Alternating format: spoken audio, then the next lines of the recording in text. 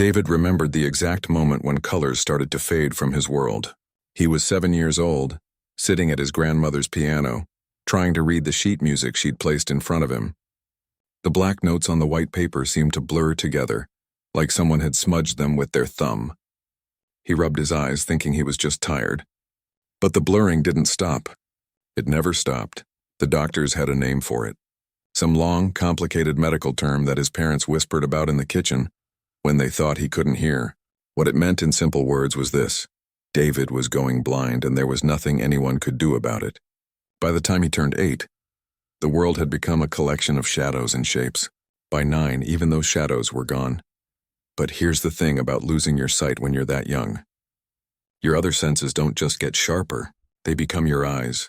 David learned to hear things most people never notice. The way someone's footsteps could tell you if they were happy or sad. How the rain sounded different on glass than it did on leaves. And most importantly, how a piano key could express feelings that words never could. His grandmother understood this better than anyone.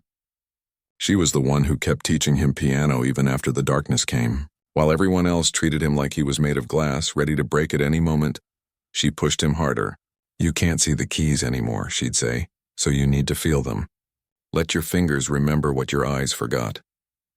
Those piano lessons became everything to David.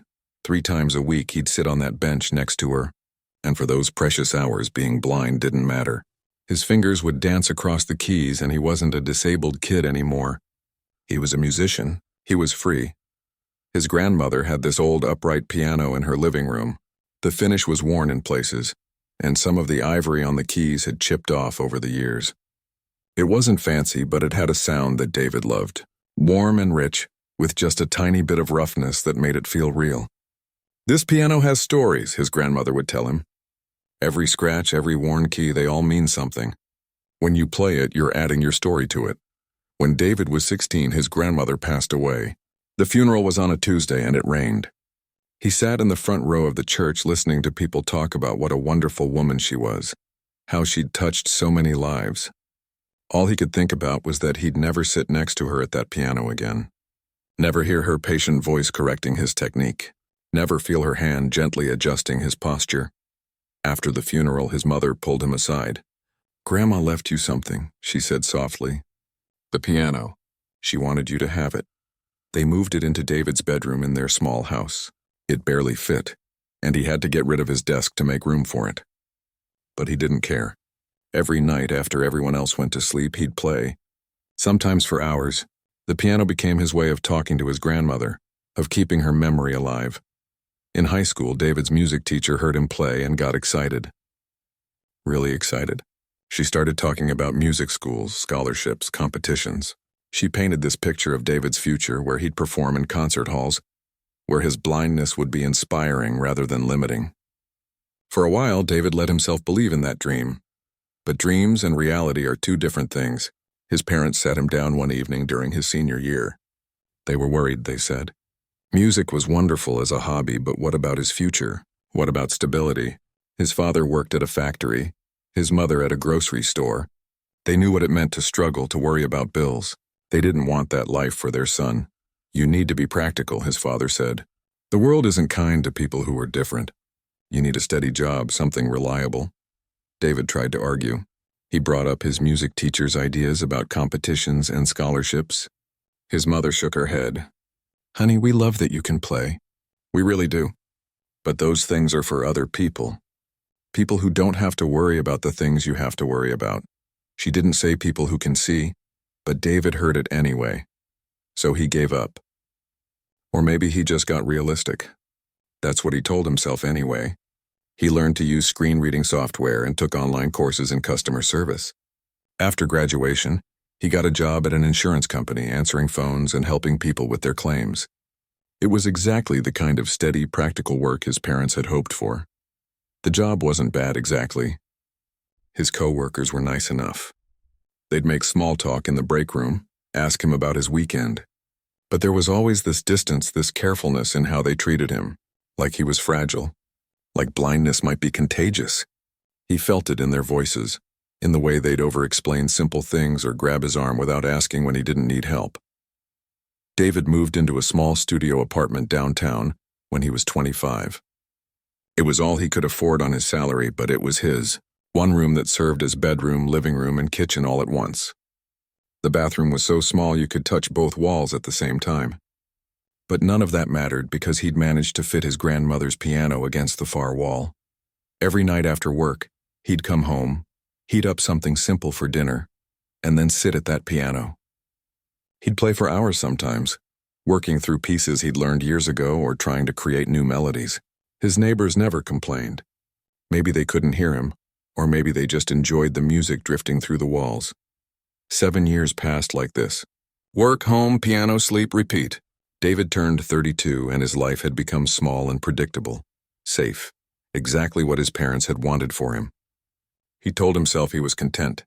Some people get to chase their dreams and others get stability. There was nothing wrong with stability.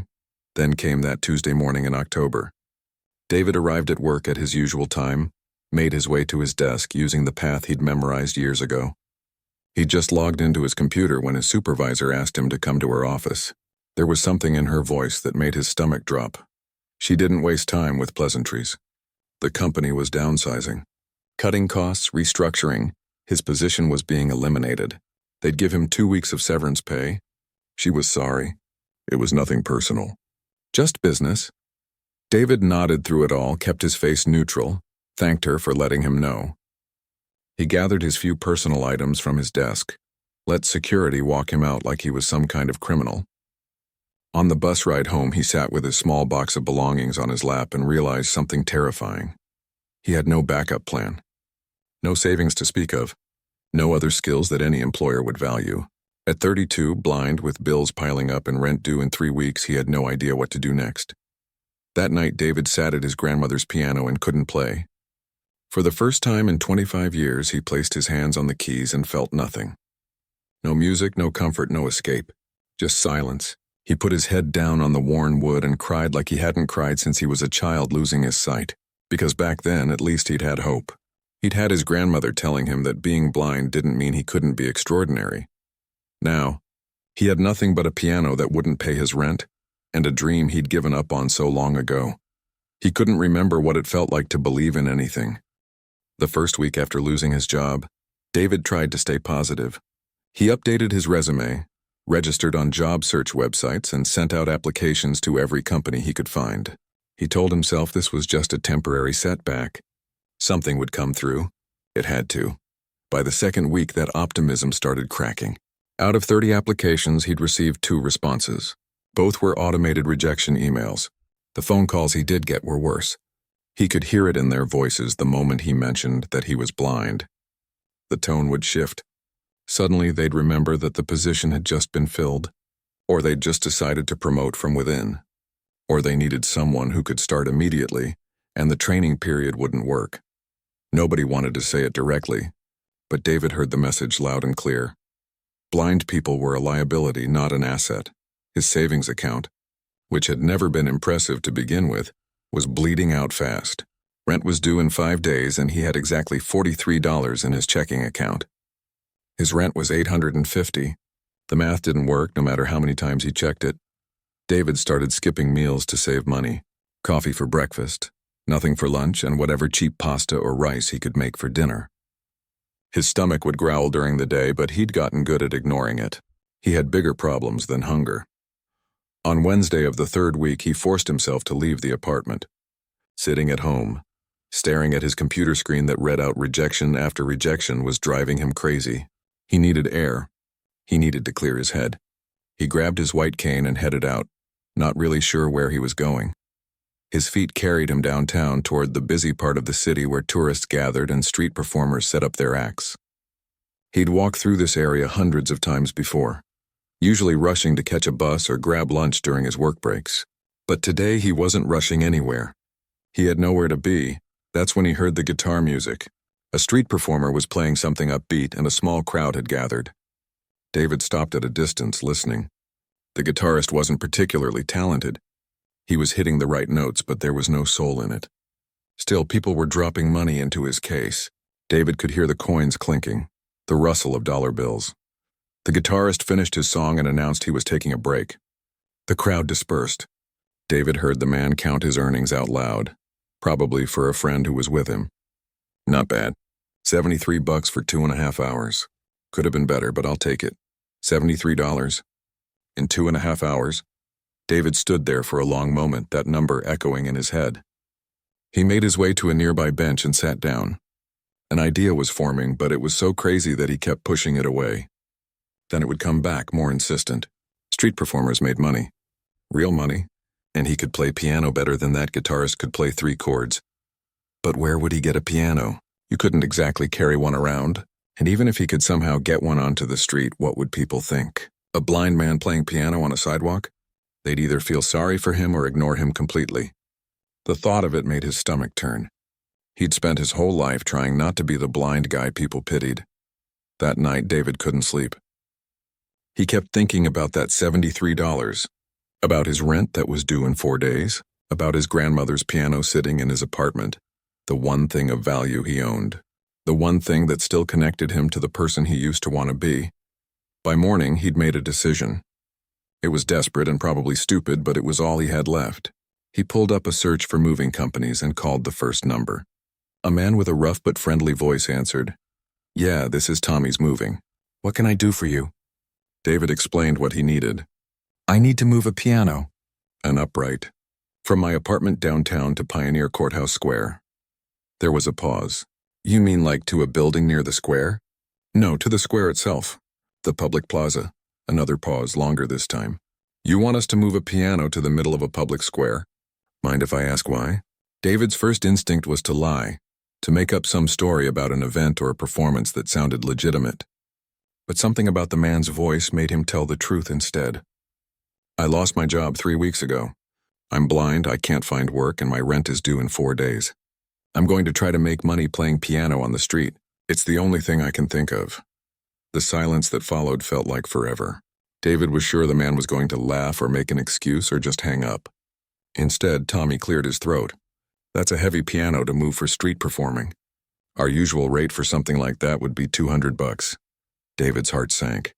"I understand." "Thanks anyway. Hold on. I didn't say no. I said that's our usual rate." Tommy paused. "Tell you what. My guys and I will move your piano for free. One condition, though. You gotta play. You gotta really play, not just sit there." "Deal?" David couldn't speak for a moment. "Are you serious?" "Dead serious. We'll be there tomorrow morning at 10. Have your piano ready to go." The next day, Tommy and his crew showed up right on time. They were careful with the piano, treating it like it was worth $1 million instead of being a beat-up old instrument that was probably worth $100 at most. They loaded it onto their truck, drove it downtown, and somehow managed to wheel it into position in the middle of Pioneer Courthouse Square. The square was one of the busiest spots in the city. Thousands of people passed through it every day, rushing to and from work, meeting friends, grabbing lunch. It was the perfect spot for a street performer, which also meant it was terrifying. Tommy helped David sit down at the piano bench. "You're all set. Piano's in tune enough, I think. Got a good spot here with lots of foot traffic. You need anything else?" David shook his head. His hands were trembling. "No, thank you. Really, I don't know how to thank you. Just play good. That's all the thanks I need. I'm going to stick around for a bit. Make sure nobody bothers you." Tommy patted him on the shoulder and stepped back.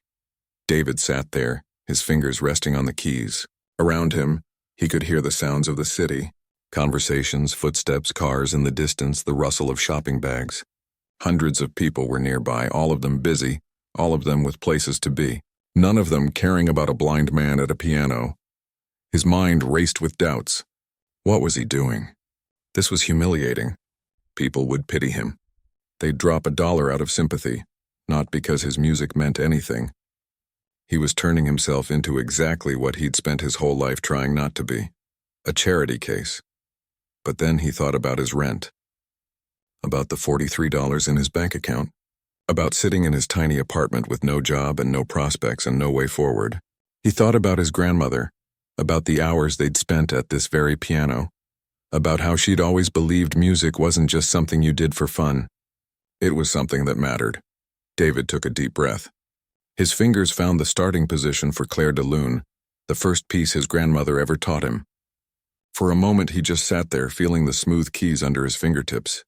Then he began to play. The first notes drifted out into the busy square, soft and delicate. People rushed past, not noticing. David kept playing, losing himself in the familiar melody. He wasn't thinking about money anymore, or rent, or the fact that he was performing on a public street. He was just playing, just letting the music flow through him the way his grandmother had taught him all those years ago. He didn't know it yet, but everything was about to change. The music flowed from David's fingers like water finding its path. Clair de Lune had always been his favorite piece to play when he needed comfort. The notes rose and fell, gentle and melancholic, telling a story without words. Around him, the city continued its relentless pace. Footsteps, conversations, the beep of pedestrian crossings, the distant rumble of buses. For the first few minutes, nothing changed. People walked by without stopping. David could hear them, dozens of footsteps per minute, all moving past him like he was invisible. Part of him had expected this. In a city, people learned to tune things out. Street performers were just part of the background noise. But then something shifted. David couldn't see it, but he could feel it. The way sound travels differently when someone stops moving. The subtle change in the air when a person stands still nearby. Someone had paused. Just one person, but they'd stopped. David kept playing, transitioning smoothly into the next section of the piece. His grandmother used to say that Clair de Lune was about moonlight, about seeing beauty in darkness. He'd never understood that quite the way she'd meant it, but he understood it in his own way. He knew what it meant to find beauty when everything else was dark. More footsteps slowed, then stopped. David could sense a small group forming, maybe 5 or 6 people. He resisted the urge to stop playing to acknowledge them. His grandmother had taught him that too. When you're performing, you don't play for the audience. You play for the music. Let them decide if they want to be part of it. By the time he reached the most delicate part of Clair de Lune, where the notes become almost whisper quiet, David realized something strange was happening. The ambient noise around him had changed. There were fewer conversations, fewer footsteps, more stillness. He could feel dozens of people now, maybe more, standing in a semicircle around the piano. He finished Clair de Lune and immediately moved into Chopin's Nocturne in E-flat major. He didn't want to break the spell, didn't want to give people a reason to leave. His fingers knew this piece by heart. He'd played it thousands of times, but never like this. Never with the weight of his entire future riding on every note. The Chopin piece was more emotional than the Debussy. It had moments of pure beauty mixed with something darker, something that felt like longing or loss. David poured everything into it. All his frustration about losing his job, all his fear about the rent he couldn't pay, all his anger at a world that saw his blindness before it saw him, all the years of giving up on dreams because they weren't practical. Every feeling he'd been holding in came out through his fingers. He couldn't see the young girl who'd been the first to stop, couldn't see how she stood completely still with her hand over her heart, tears streaming down her face. He couldn't see the businessman who'd been rushing to a meeting, phone pressed to his ear, who'd ended his call mid-sentence and just stood there, briefcase in hand, staring. He couldn't see the elderly woman who'd stopped to rest on a nearby bench and now sat frozen, transported back to her own childhood when her father used to play piano. What David could feel was the growing silence. In the middle of one of the busiest plazas in the city during the lunch hour rush, a pocket of stillness had formed. People weren't just listening. They were experiencing something they hadn't expected to experience on an ordinary Thursday afternoon. Tommy, the moving company owner, stood off to the side, arms crossed, watching the crowd grow. He'd moved hundreds of pianos in his career, but he'd never seen anything like this. He pulled out his phone and started recording, not for any particular reason, just because he felt like this was a moment worth capturing. David finished the nocturne and paused for just a second, his hands hovering over the keys. He could hear someone crying softly. The sound of it nearly broke his concentration. Someone was crying because of his music. When was the last time his playing had made anyone feel anything? He started playing again, this time choosing Beethoven's Moonlight Sonata. The famous first movement, the one everyone knew even if they didn't know classical music. It was slow and haunting, the kind of piece that made you think about everything you'd lost and everything you still hoped to find. More people stopped. The crowd had grown to at least 100 now, maybe more. Workers on their lunch breaks, tourists with cameras, college students, parents with small children. They formed concentric circles around David and his grandmother's piano, and nobody spoke. Nobody checked their phones. Nobody rushed off to their next appointment. A woman named Lisa, who ran a food cart nearby, had never seen anything like it in her 5 years working the square. She pulled out her phone and started recording too. She didn't usually post much on social media, but something told her this needed to be shared. She typed quickly, "There's a blind pianist playing in Pioneer Square right now and the whole city has stopped moving. I've never heard anything so beautiful."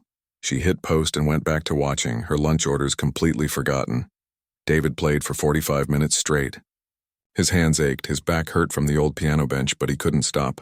It felt like he'd been saving up all this music for years, keeping it locked inside, and now it was pouring out and he couldn't control it even if he wanted to. He moved through Ludovico Einaudi's Nuvole Bianche, then some Yuruma, then pieces by composers most of the crowd had never heard of. Every song flowed into the next, creating one long, continuous performance. He wasn't thinking about the songs anymore. His fingers just knew what to play, like his grandmother was somehow there guiding his hands. For his final piece, David played something he'd never performed for anyone. A composition he'd written himself years ago, late at night in his apartment when he couldn't sleep and the weight of his too small life felt too heavy.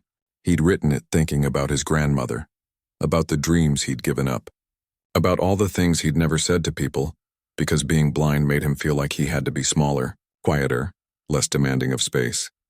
The song started soft and grew slowly, building and building until it reached this moment of pure emotion that made several people in the crowd openly sob. Then it softened again, ending on a single note that hung in the air like a question without an answer. When David lifted his hands from the keys, there was absolute silence. For 3 full seconds, nobody moved. Nobody breathed. The entire square held its breath. Then the applause started. It wasn't polite clapping. It was the kind of applause that comes from somewhere deep, when people have experienced something that touched them in a way they didn't expect. The sound washed over David like a wave, and for a moment he couldn't process what was happening. People were cheering, actually cheering. For him, David stood up from the bench and turned toward where he thought the crowd was, then bowed. The applause got louder. Someone whistled. Someone else shouted, "Bravo!" It continued for what felt like forever, but was probably only 2 minutes. 2 minutes of pure appreciation for something he'd done. Then people started coming forward. David could hear them, could feel the movement around him. Coins clinking into the old coffee can he'd placed near the piano. The rustle of paper bills. People pressing money directly into his hand. "That was incredible," someone said. "Thank you," said another voice. "You made my whole week," said a third. An older woman took his hand gently. "I taught piano for 40 years, she said, her voice shaking with emotion. "What you just did was remarkable. Please take my card. I don't know what your situation is, but if you need help, any kind of help, call me." She pressed a business card into his palm.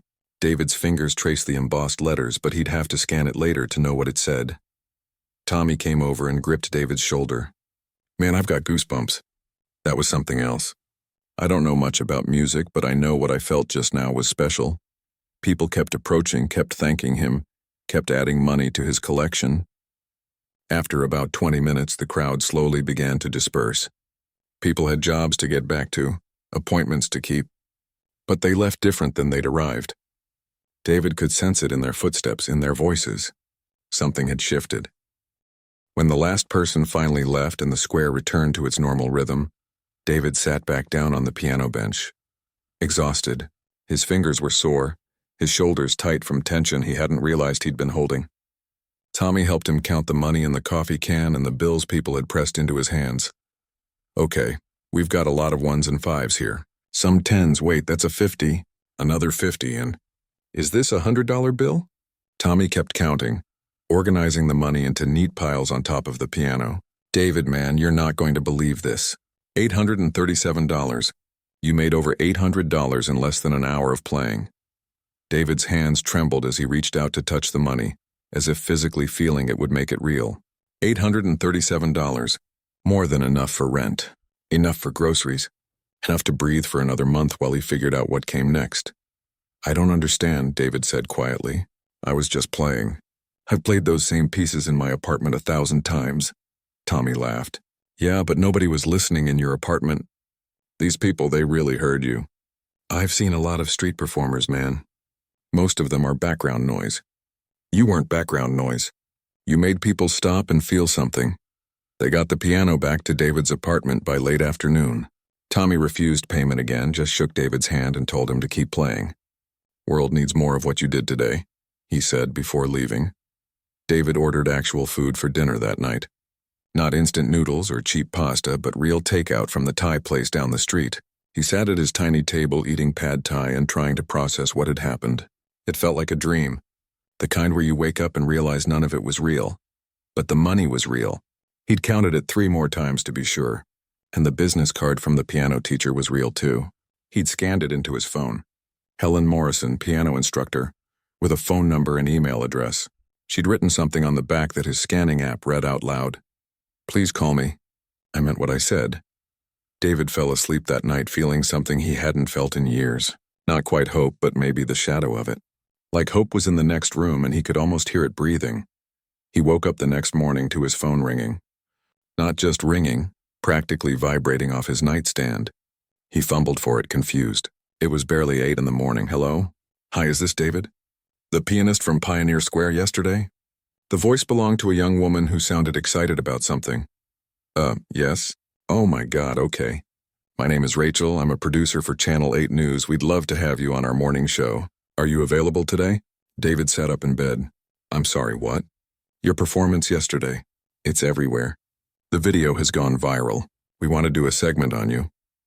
After Rachel hung up, promising someone would call him back with details, David's phone rang again. A reporter from the newspaper, then a radio station, then another TV station. His phone didn't stop ringing for 2 hours. Each person said the same thing. The video was everywhere. He was going viral. David had no idea what video they were talking about until his neighbor knocked on his door. Mrs. Chen from across the hall, a grandmother who sometimes brought him homemade dumplings. David, you're famous. My granddaughter showed me. You're on the computer, on the phone apps, everywhere. She sounded more excited than he'd ever heard her. She held up her phone and played the video for him. Of course, David couldn't see it, but he could hear it. The sound of his piano playing Chopin's Nocturne, and beneath it, the absolute silence of the crowd. Mrs. Chen described what she was seeing. Hundreds of people standing completely still, some with tears on their faces, all focused on him. The person who posted it, Lisa, I think her name is, she wrote about you. She said she's worked in that square for 5 years and never seen anything like it. The video has 2 million views already. 2 million, David! After Mrs. Chen left, David sat in stunned silence. 2 million people had watched him play. 2 million. That was more people than lived in his entire city. More people than he'd ever meet in his lifetime. And they'd all seen him at his most vulnerable, playing his heart out because he was desperate and broke and out of options. His phone rang again. This time it was Helen, the piano teacher who'd given him her card. David, I hope you don't mind me calling. I got your number from directory assistants. Have you seen what's happening online? People keep telling me about it. I don't really understand. Helen's voice was warm, almost motherly. You've touched something in people.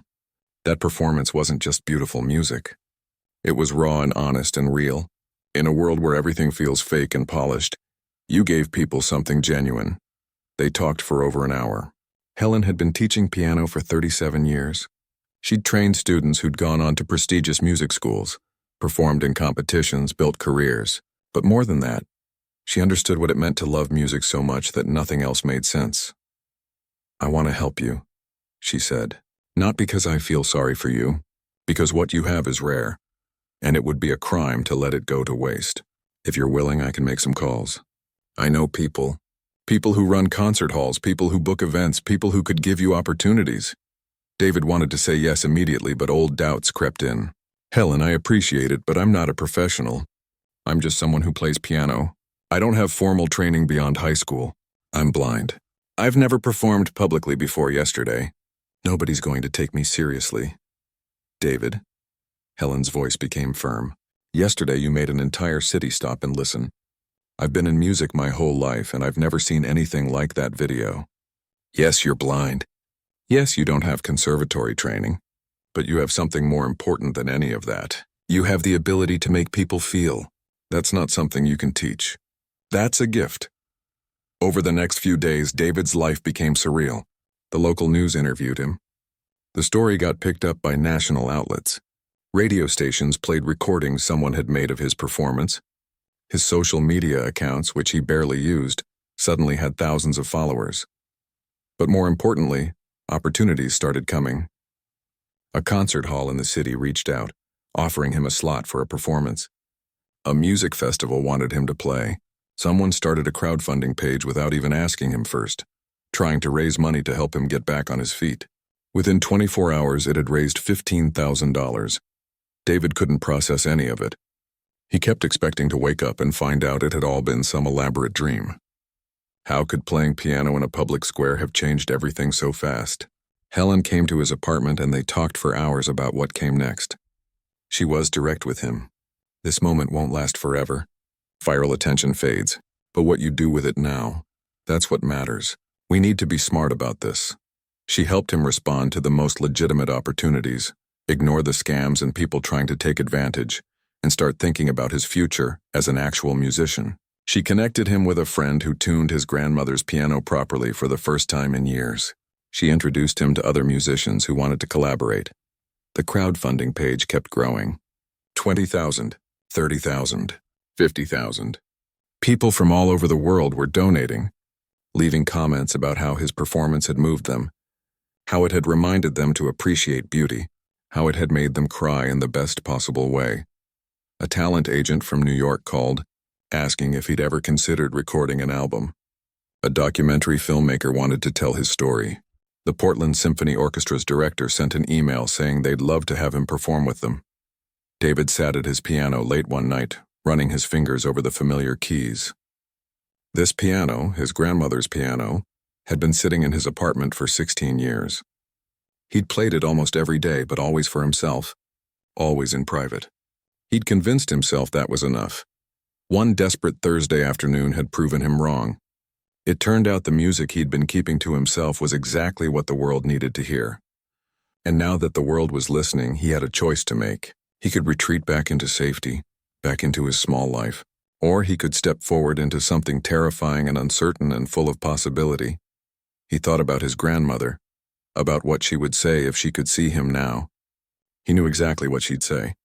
She'd tell him to stop overthinking and just play. The world was listening now. It was time to give them something worth hearing. 3 months after that Thursday afternoon in Pioneer Square, David stood backstage at the Arlene Schnitzer Concert Hall, waiting for his cue. His hands were shaking. Not from fear exactly, but from the weight of the moment. This wasn't a desperate performance on a street corner anymore. This was real. 2,000 seats, and according to Helen, every single one was sold out. You ready? Helen asked, standing beside him. Over the past few months, she'd become more than a mentor. She was the person who believed in him when he still wasn't sure he believed in himself. I don't know, David admitted. What if I mess up? What if people are disappointed? On the street, nobody had expectations. Now everyone's expecting something incredible. Helen squeezed his hand. David, you're going to walk out there and do exactly what you did in that square. You're going to play from your heart. That's all anyone wants. That's all you need to do. A stage manager approached. 5 minutes, Mr. David. Those 5 minutes felt like 5 hours. David could hear the murmur of the crowd through the curtain. 2,000 people all waiting for him. Among them were people whose lives had intersected with his in ways he still couldn't quite believe. Tommy was out there somewhere. The moving company owner who'd taken a chance on a desperate blind man with a crazy idea. He'd brought his whole family, even closed his business for the day to be here. Lisa, who'd recorded that first video, had been invited as a special guest. She'd told David on the phone that she still couldn't believe her simple post had started all of this. There was a young girl in the front row named Bethany. She'd been the first person to stop that day in the square, though David didn't know that. Her mother had written him a letter explaining how her daughter had been struggling with anxiety, how that moment of watching him play had been the first time in months she'd seen her daughter at peace. Bethany had started taking piano lessons because of him. The stage manager touched his arm. It's time. Helen walked David to the edge of the stage. He could feel the vastness of the space, could hear the shuffle of the audience as they settled in their seats. Someone coughed. A program rustled. Then, as he was introduced, the entire audience rose to their feet. The applause was deafening. David made his way across the stage using the mental map Helen had helped him create during rehearsals. 20 steps forward, slight turn left, 3 more steps to the piano bench. His hands found the Steinway grand piano and he almost gasped. It was nothing like his grandmother's upright. The keys felt like butter under his fingers and he hadn't even played a note yet. He sat down, adjusted his position, and waited for the applause to die down. The silence that followed felt sacred. 2,000 people holding their breath, waiting. David leaned toward the microphone that had been set up beside the piano. His voice shook a little, but he pushed through. 3 months ago, I was sitting in my apartment, broke and hopeless. I'd lost my job and I couldn't see a way forward. The only thing I had was my grandmother's piano and a lifetime of music I'd kept to myself because I didn't think it mattered. He paused, gathering his thoughts. I learned something that day in Pioneer Square. Music isn't meant to be kept private. It's meant to be shared. It's meant to connect us, to remind us that we're not alone in what we feel. Every person who stopped to listen that day gave me something I thought I'd lost forever. They gave me hope. The audience was completely silent. So tonight, I'm not playing for you. I'm playing with you. Everything I felt that day, everything I feel right now, it's in this music, and I hope that when you listen, you'll find something in it that speaks to you too. David placed his hands on the keys and began to play. He started with Claire de Lune, the same piece he'd opened with in the square. But this time, on this incredible piano, in this perfect acoustic space, the music seemed to take on a life of its own. The notes filled every corner of the concert hall, wrapping around the audience like a warm embrace. He could feel them with him. Every person in that room was on the journey he was creating. When the music swelled, he could sense them leaning forward. When it softened to almost nothing, he could feel the collective held breath. He moved through his program, pieces he'd selected carefully with Helen's help. Chopin, Beethoven, Debussy, then some contemporary composers, pieces that showed he wasn't just a classical pianist but someone who could move between different styles and emotions. He played a jazz arrangement that made people tap their feet. He played a meditation piece that had people closing their eyes. For his final number, David played the composition he'd written himself, the one he'd played at the end of his street performance. But he'd spent the last 3 months refining it, expanding it, turning it from a simple melody into something more complete. He'd titled it Grandmother's Light, because she'd been the one who taught him that you didn't need eyes to see beauty. You just needed to know where to look. As he played, David thought about the journey that had brought him here, about being a 7-year-old boy losing his sight, about his grandmother's patient hands guiding his fingers across the keys, about giving up on his dreams because they seemed impossible, about that moment of despair in his apartment when he couldn't find the music anymore, about standing in Pioneer Square, terrified and desperate and choosing to play anyway. The final notes of Grandmother's Light faded into silence. For a moment, nobody moved. Then the applause erupted, and this time it didn't stop. People weren't just clapping. They were on their feet cheering, some crying openly. The ovation went on for nearly 5 minutes. David stood and bowed, overwhelmed by the response, but he wasn't done yet. He returned to the microphone, waiting for the audience to settle down. There's one more thing I want to share with you tonight, he said. Over the past 3 months, people from all over the world have donated to help me. That crowdfunding page raised over $150,000. It changed my life. It gave me the breathing room to pursue this dream. He took a breath. But I don't need all that money. I have work now. I have opportunities. So Helen and I have created something called the Music Without Barriers Foundation. We're taking most of that donated money and using it to provide free music lessons and instruments to kids with disabilities, kids who've been told, like I was told, that their dreams aren't practical. The audience erupted again, but David kept talking. Because here's what I learned. Being blind, being different, being told you can't do something, none of that matters if you have something inside you that needs to come out. For me, it was music. For someone else, it might be art or writing or science or anything. But every kid deserves the chance to find out what their thing is. He gestured to the piano. This instrument right here, this beautiful Steinway that cost more than I made in a year at my old job. After tonight, I'll probably never play it again. But you know what? I'd trade it in a heartbeat for my grandmother's beat-up upright piano. Because that piano taught me something this one can't. It taught me that value isn't about perfection. It's about meaning. It's about connection. It's about having the courage to share yourself even when you're scared. David sat back down at the piano one more time. I'm going to play one more song. It's not on the program. It's something my grandmother used to play for me when I was little and scared about losing my sight. She'd tell me that even when everything goes dark, there's always a melody waiting to be found.